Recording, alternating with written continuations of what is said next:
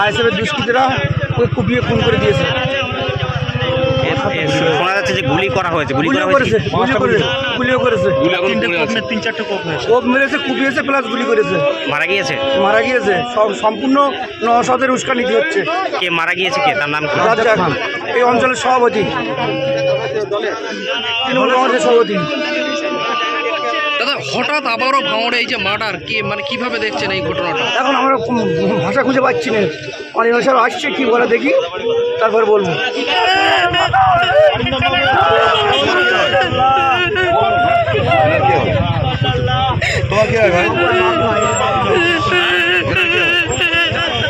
আমাদের জাতি সম্পর্কে হয়, হ্যাঁ, ছাত্রের ছেলে এটা।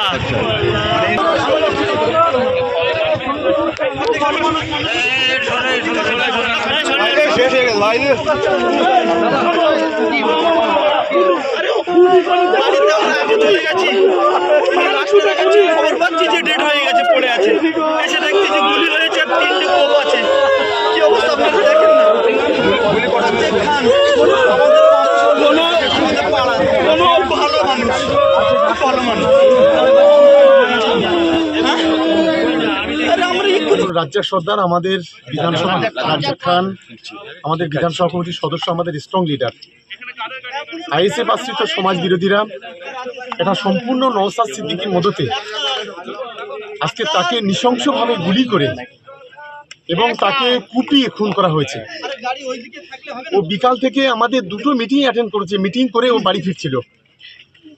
আসলে ভাঙড় বিধানসভা এলাকায় এদের অস্তিত্ব বিলীন হয়ে যাওয়ার ফলে এই আইএসএফ আশ্রিত সমাজ বিরোধীরা এই ধরনের ঘটনা ঘটছে। আমরা পুলিশকে, আমরা দিদিকে অনুরোধ করব যে অবিলম্বে এই আইএসএফ আশ্রিত সমাজ বিরোধী এদেরকে অবিলম্বে গ্রেপ্তার করা এবং তার দৃষ্টান্তমূলক শাস্তির ব্যবস্থা করা।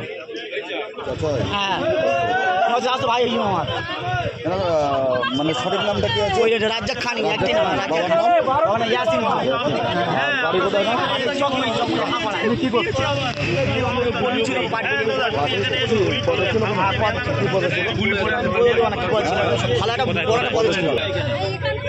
গুলি মেরেছে না?